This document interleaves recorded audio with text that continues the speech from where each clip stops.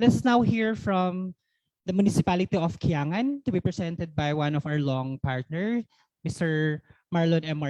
the Chief Operating Officer of the Save the Ifugao Terraces movement and a scientific committee member of the ECOMAS International. Sir Marlon.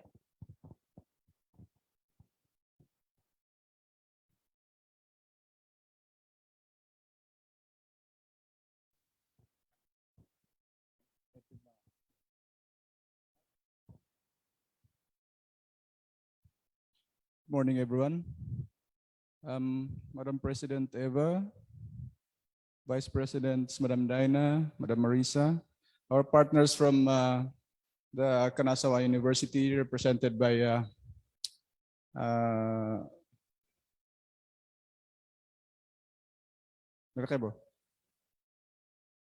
Nakamura Sensei. Sorry, Sensei. All right, so I'm gonna stand up for the Kiangan cluster, Nagakadan actually. We have 5 Terraces clusters inscribed in the World Heritage List. So we have 2 in Banawe, Bangan and Batad, 12 barangays of Mayuyao Central, all of Hungduan, and the Nagakadan cluster in Kiangan. Now, during the last assessment in 2013, the barangay of Fulungan was actually included as part of the core zone of the Nagakadan World Heritage Cluster. So the protection for the Nagakadan area should also apply to the one in Hulungan. Although officially, what's included in the list is Nagakadan, but as to in terms of policy and conservation initiatives, Hulungan is part and parcel of the Nagakadan cluster.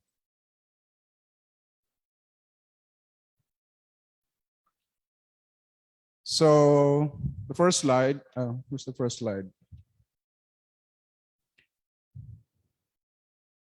So Kiangan, the municipality of Kiangan is the oldest local government unit in the province of Ifugao. It was the first municipality. They were called districts during the American period. It was a commandancia during the time of the Spaniards, but there was no strong political clout of the Spanish government during that time. So it was Commandancia de Kiangan actually. But its inclusion as part of the local government, as part of the national government, officially started during the American era. So can you go to the next slide? You see here the photos from of the Nagakadan Rice Terraces cluster that was taken in 1912, a few years after the establishment of Kiangan as a local government by the Americans. So you can see here the well, in the photo you would see that it's like it's the same, no? But we did the measurements. And it's nearly 1/2 of the terraced area from 1912 compared to that photo. The lower photo was taken in 2 or 3 years ago. So the decrease in the area of the terraced portions is compared to the one in 1912 is nearly 30%. So the land use area of the Nagakadan Rice Terraces cluster is mainly agricultural. Then it's followed by forested areas, grasslands, which is minimal, built up, and roads. Now this, because the data as to roads here is 0.5. This was the data is actually before the ongoing construction of this road going to the municipality of Hungduan. Now, I hope the other speakers would soon discuss also the ongoing changes in that part of Nagakadan, because there's a road crossing through the Nagakadan terraces. Actually, the original plan was to go right smack in the middle of the terraces, but pressure from the NCCA and from local stakeholders, medyo they move it a bit to the between the forest and the built-up area and the terraces. Well, we have a lot of problems here when it comes to the implementation of World Heritage guidelines when it comes to World Heritage sites. No, because even the local government, there's very minimal knowledge as to the existing policies on World Heritage sites conservation.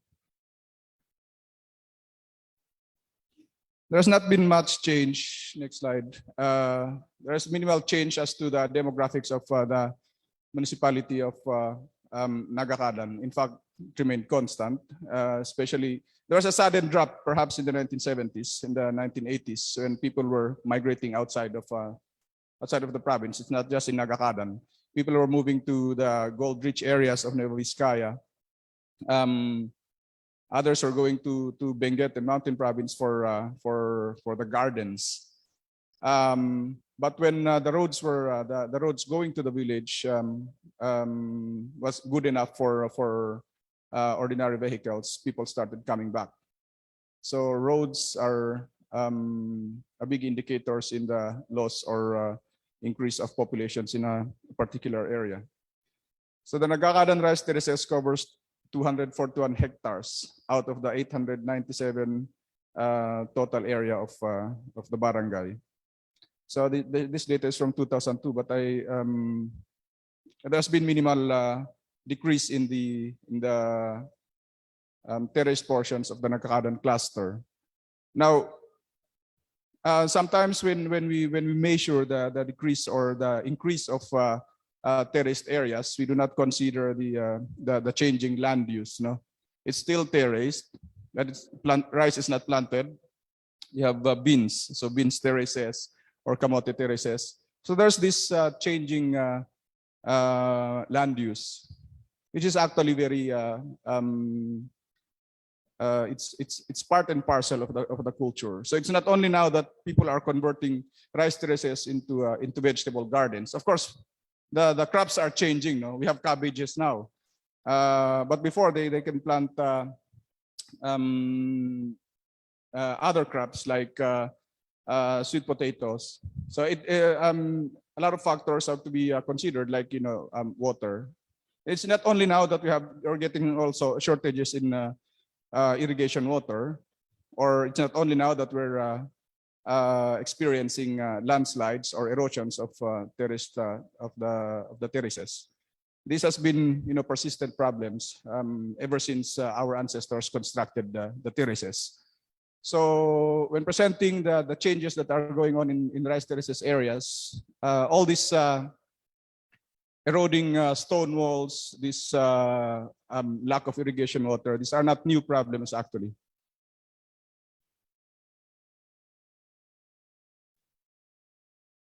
So there's a very consistent, in terms of population, there's no substantial change in the number of people in the area for the past 50 years. In fact, it's increasing. With respect to the rice terraces, the problem is the people who remain in the barangays. Are they still farming? So relative to our conservation initiatives on the rice terraces, the increase of people in a terraces community doesn't necessarily increase the number of laborers or farmers in the terraces. No, so a lot of our people are going to universities, especially our young people. They're going to the universities, so we have an increase. The number of graduates of the Ifugao State University from Nagakadan should also be reflected in the demographics, because if you see there, an increase in the number of college graduates means a decrease in the number of farmers, and that's something we're trying to address now in partnership with our local governments, and of course Ifugao State University is spearheading this with the Heritage Studies program. So if you become a doctor, you become an engineer, you become a college professor, you don't work the terraces. So you're actually part of the problem because you're all educated.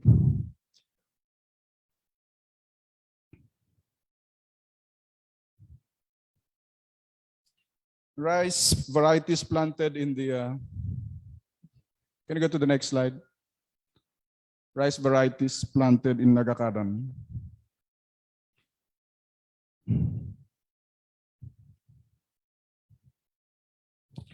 So since the 1970s, we've had a lot of introductions. The 1970s is, it's not just in Kiangan, all over Ifugao.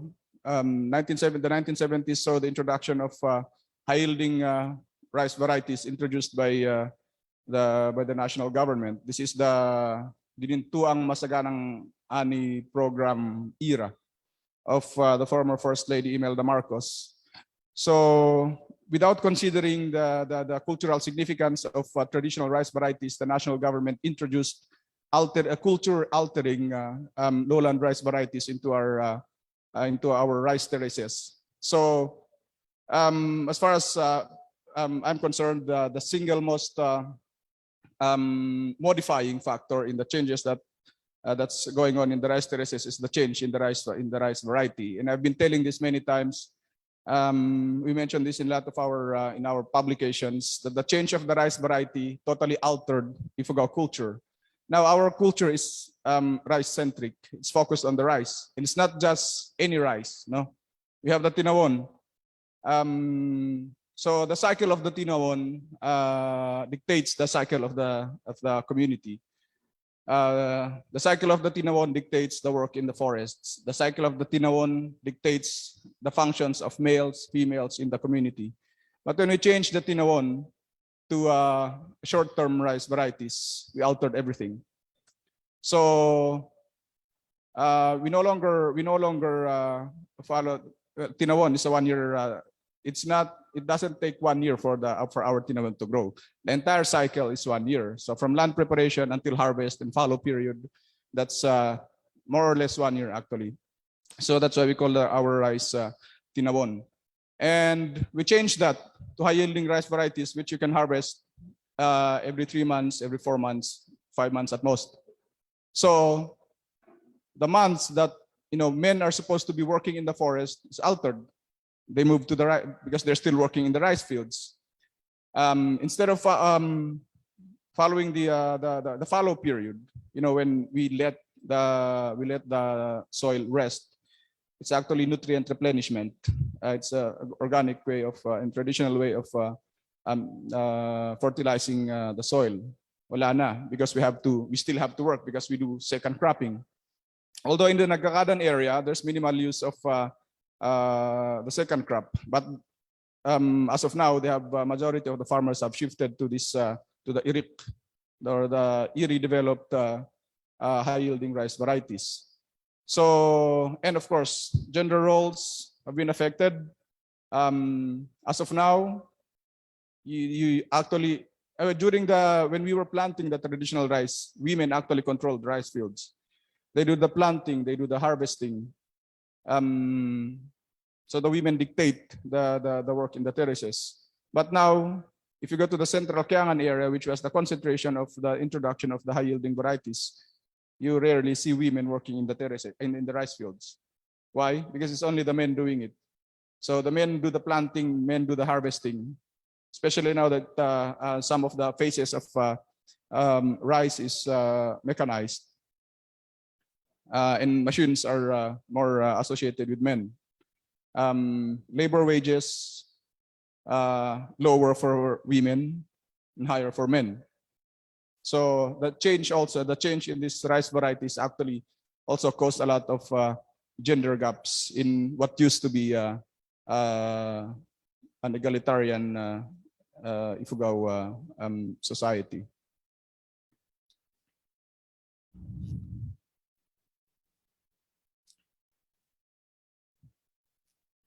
For those areas that still practice traditional rice farming, of course, if you're planting tinamon rice, work work in the terraces has to be a traditional. Although,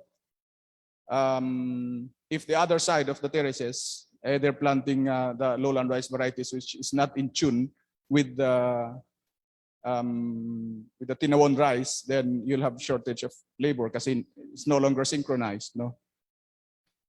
Then you have shortage of labor kasi magkakaiba you have different varieties of rice being planted in one terrace cluster. So the trend is those who are still planting tinawon because of the lack of labor would shift to the lowland rice variety to have their crops, be synchronized with the others.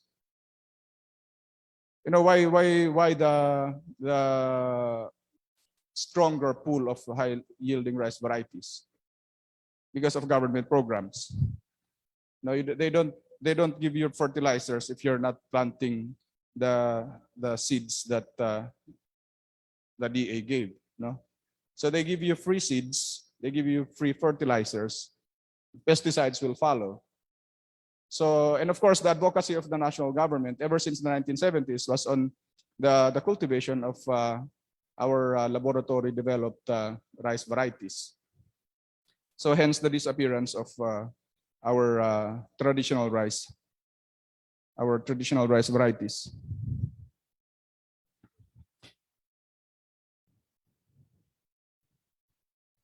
In this particular, please go back the previous slide. It says here 30 traditional rice varieties still cultivated. So I think they're referring to the 1960s. Perhaps we had more. In 4 years ago, they only had like one tinawon variety cultivated in the Nagakadan rice terraces. So we had to gather. We went to the different municipalities of Ifugao, including Hungduan, Banawe, to get back traditional rice seeds to be planted in the Nagakadan area. We also partnered with GIAS. So for like 1 year, that was 2018, GIAS provided cash assistance to farmers who plant the tinawon variety. Thing is, still, majority of the farmers in the area were planting the high yielding rice varieties. So it looks like the tinawon cannot will always be well, in the local vernacular, we say maaput, or it cannot grow alongside traditional rice varieties. So from more than 50 tinawon varieties at least 50 years ago, we're down to less than 10 actually. If you're going to trace all the different varieties that are being planted in the other municipalities, these are not actually tinawon. So the Ifugao varieties are fast diminishing. Perhaps the concentration of the remaining concentration of traditional rice varieties would be Hingyon, which is not actually part of the World Heritage Area, but they are growing a lot of the traditional rice varieties, and followed by Hungduan and Banawe. Banawe, not in the urban area, but in further municipalities like Batad, Bangaan, and Kambulu, where people still prefer to eat the traditional rice. Dapat nga umuuso eh. Kasi our rice varieties are actually those special rice, premium rice they sell in Manila kasi organic, it's brown rice. Our tinawon are the best examples actually of this heirloom rice varieties. So the Green Revolution spelled disaster in our rice terraces. So the introduction of high-yielding varieties, mechanization of farming, there's nothing wrong with mechanizing farming, no? Kung applicable, if it's applicable in our terraces.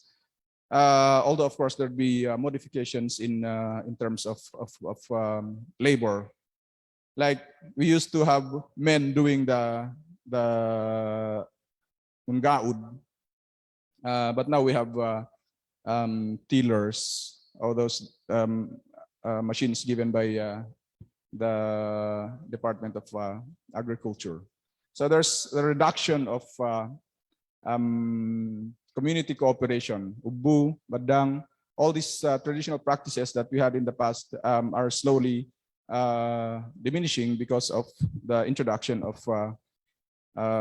machines in the terraces. Intensive use of chemical input. Of course, the government should do something about this because in the first place, they were the ones who introduced this. Mutual labor exchange is replaced by paid labor. Reason why, also one reason why a lot of people are abandoning their terraces, or landowners are no longer having their rice fields tended to by the Pimayo or tenants because bili na lang sila ng bigas than to maintain the terraces, no? Kasi it's very expensive. A lot of those remaining, when we did the survey in 2019, a lot of the landowners, rice field owners of the rice terraces in Ambabag, Pindongan, in Central Kiangan are actually people from Poblacion. So these are ancestral lands, ancestral rice fields. And a lot of them have this opinion of, maybe we're not going to plant for this season because the price of fertilizer is increasing. I don't know what they're going to say for next season because the price of fertilizer, owing to what's happening in Ukraine, is doubling. No, we used to buy a sack of fertilizer, urea, or complete at about 800, 900. So times 2 na ngayon. So malamang magta times 2 na rin yung the terraces that will not be cultivated by next season. Access to education and Christianity. I don't know why this should be a problem in the deterioration of the terraces. I think it's how we're doing the educating that's causing the distancing of Ifugao, of the Ifugaos from their rice fields, and that's what we're working on with our City Fields program, our GS program, and thank you to IFSU for spearheading all this. We were educated that being farmers is something lowly. So we hope that through IPED, through heritage education, we'd put back the dignity in being a farmer. After all, we all came from farmers. Our ancestors did not become Kadangyans if not for being farmers. In fact, it's a prerequisite for being a Kadangyan. You cannot be a Kadangyan in the past if you don't have rice fields, no? And they don't hire people to work your rice fields. You work your rice field. So I don't know why. Of course, we know why. It's the colonial principle of the formal education system has caused all this. But that's what we're trying to change, and we hope it's not too late. Introduction of kiwit and other exotic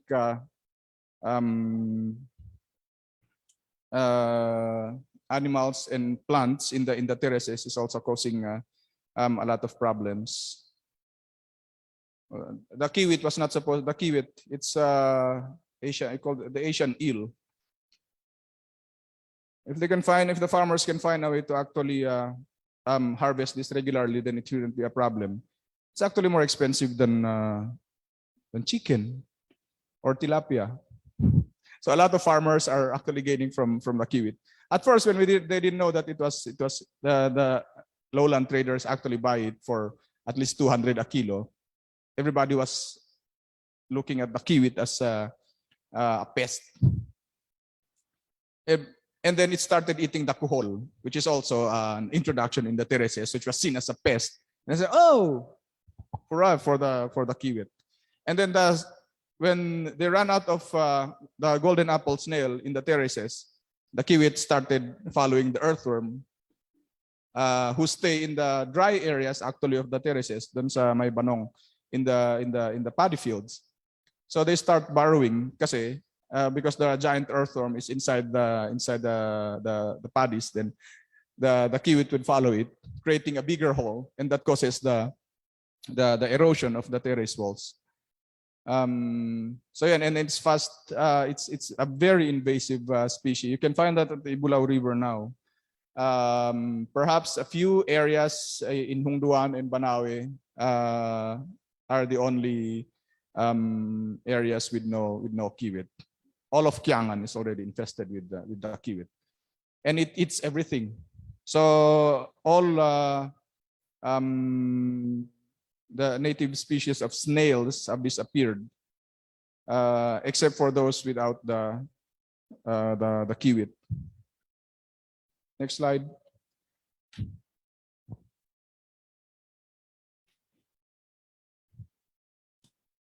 The extent of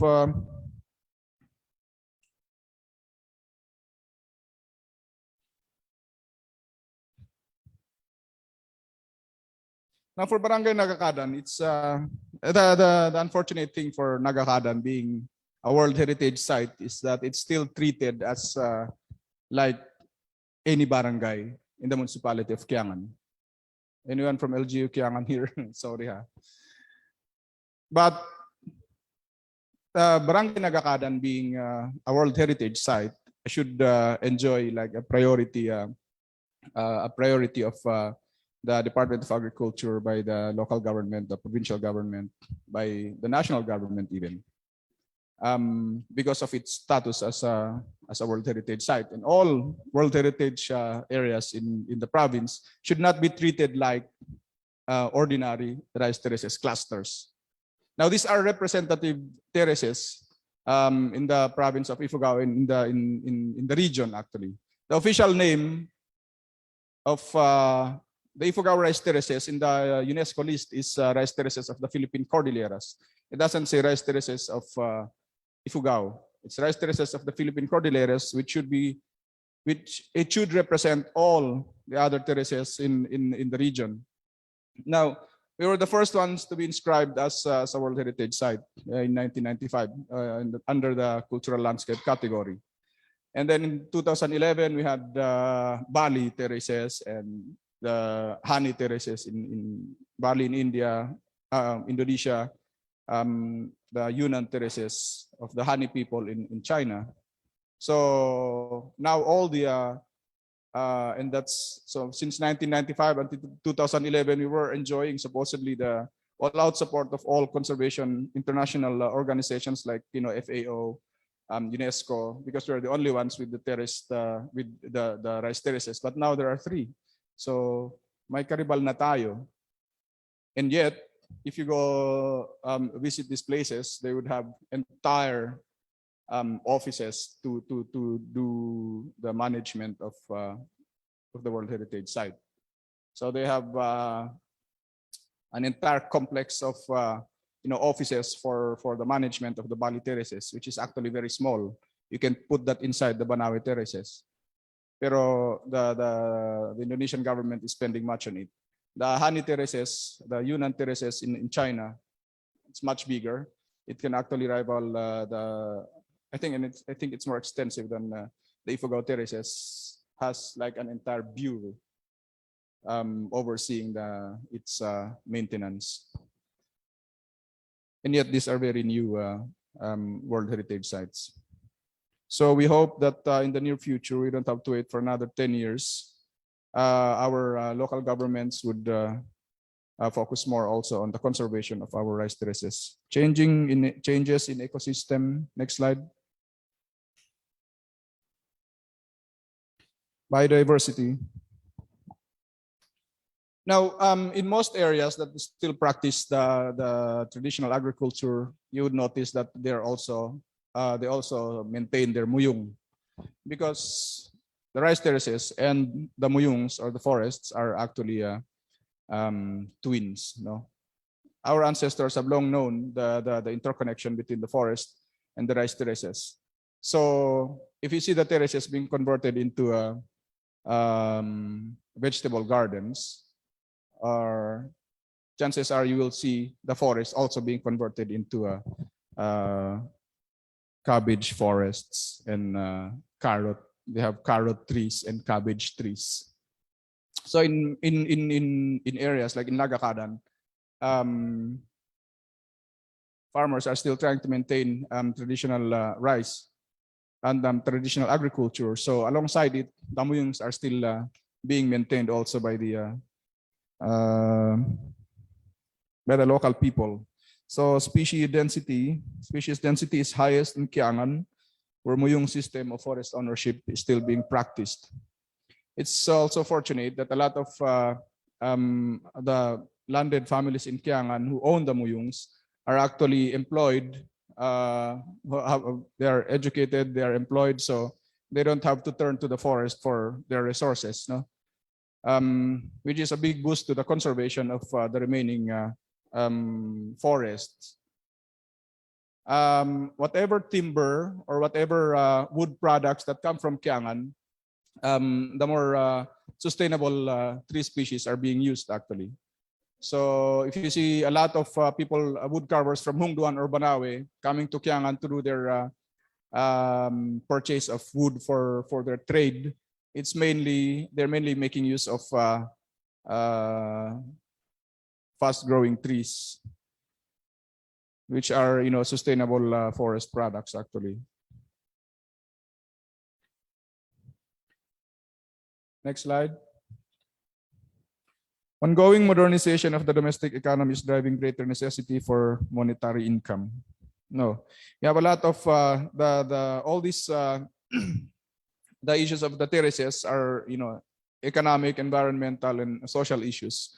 So all these things come together, and perhaps with all the problems that we're encountering now, it would be it does not only limit itself to the locality. And the same thing with all the rice terraces clusters, from Ayuyao, Banawe, Hungduan, and Kiangan, we face the same problems actually. There are a lot of things that we have to to compromise when it comes to conservation. It's not just teaching children how to dance the native dance, hudud, may taga-taga may hudud, yung bangad ng payo. So we have a lot of initiatives that are not actually working for the benefit of the rice terraces. Our focus now should be on education, because that would address all these environmental issues, all these economic issues, and the social issues that we are confronting now. So the problems of the terraces are not the problems of the terraces; it's the problem actually of the Ifugaos. And it's a problem of humanity, because after all, the rice terraces are not just heritage of the Ifugao people. It's a heritage of humanity. But when it comes to actual conservation, it's only the Ifugaos who can actually do something about it. No, even if the UNESCO or or FAO would issue all these policies on the conservation of World Heritage sites, if it's not put into action by the Ifugao people, then nothing would change. Nothing would improve. Because in the end, we'll be the direct beneficiaries of all the benefits that would come from conserving our terraces, as much as we are also the beneficiaries of all the disadvantages of the degradation of our rice terraces. I think that's it. That's the last slide, no?